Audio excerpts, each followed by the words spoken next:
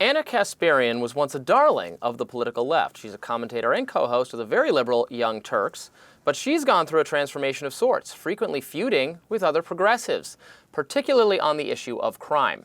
Now, in a recent interview, she explained what led to her break with her former allies. Here she is on the Jillian Michaels podcast, Keeping It Real. Let's watch. Living in LA, I mean, there's homeless people everywhere, right? So I've never had problems. I didn't think anything of it. But as I was bending down to pick up my dog's mess, one of the guys grabs me by my hips, and he had an erection. Oh, God. And just starts humping me. And I didn't know what to do. I opened up about this on the show, not really thinking much of it. And before I know it, I'm starting to get these messages, and it's really, really harsh stuff. And it's about how you are painting a picture of the homeless community. You know, how could you be like this? You know, these are your unhoused neighbors and they need help. A few people accused me of being racist when I had never disclosed the race of the individuals who did this to me. And in fact, they were white. They eat their own, Mama. Some of the people. They eat their own on the extreme left. Ana's co-host, Cenk Uygur, and founder of TYT, defended Kasparian, posting on X, quote, "For extreme leftists, or whoever you are and whatever you'd like to call yourself, who would like me to fire Ana Kasparian for being open-minded instead of agreeing with you 100% of the time, as you demand, here's my answer, no, F off." The Daily Mail reacted, posting, quote, "Glamorous journalist reveals she ditched Dems after they sympathized with homeless pervert who molested her." Okay, so I used to work for TYT. As you know, I know both of these people very well, and I'm friends with them. So I just want to disclose that up front. With that being said, I appreciate how Cenk is very loyal to people. He's been loyal to me in tough moments, and he justifies that loyalty as being friends with someone and being open-minded and having lots of different voices on his show and openly disagreeing with them, as he does on the show with Ana regularly. I'm a little perplexed at Ana's sudden shift, because it's, in this moment to announce that you're leaving the Democratic Party 2 weeks before the election, I get that we need to have spaces for conversations about difficult issues that sometimes progressives either don't want to recognize or realize are bigger issues in the movement. I mean, I think Democrats do need to talk about how people are feeling in terms of the unhoused communities and not having housing and crime going up in some cities at some points, and recognizing that that's what people are talking about, or immigration. But just to ignore them is what creates this kind of tension. And so when she was bringing up her experiences, which are valid and real, specifically about her being attacked, this comes after months and months of months in which she has been talking about these issues and then has been attacked online because we live in this polarized world. And I worry that the business model of the internet, sorry to go all internet on you here, but I worry that the business model of the internet has made it so difficult to have conversations so that it's actually pushing people into radicalization. It's pushing people to the extreme. Progressives, we should really be figuring out ways to open up our tent. Just a couple of years ago, she was a co-host on Jacobin, which is a far-left magazine that's Marxist. She was co-hosting their Marxist show with Michael Brooks, who's passed away, the former host, and was on the Majority Board.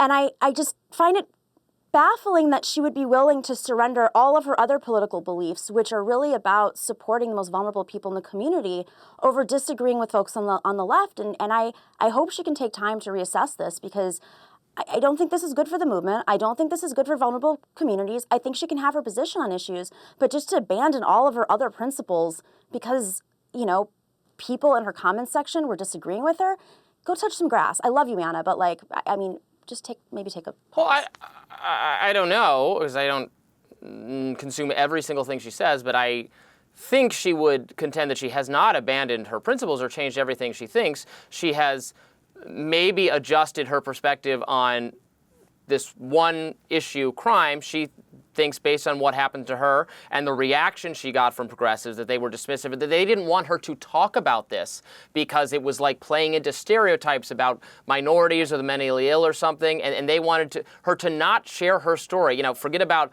lived experience, which left progressive people, woke people were always going on about, telling your truth, that kind of stuff. That all goes out the window when what you have to say is perhaps could be viewed as not favorable. And she wasn't making broad characterizations of these communities based on it. She's just saying, this happened to me, it really sucked, and I didn't like how people treated me after I said this was awful, and maybe that should be a wake-up call. As you kind of conceded, that should be a wake-up call for progressives and the left, to take these issues more seriously. But I don't think she's actually changed or disaffiliated, her views on her other left-leaning views.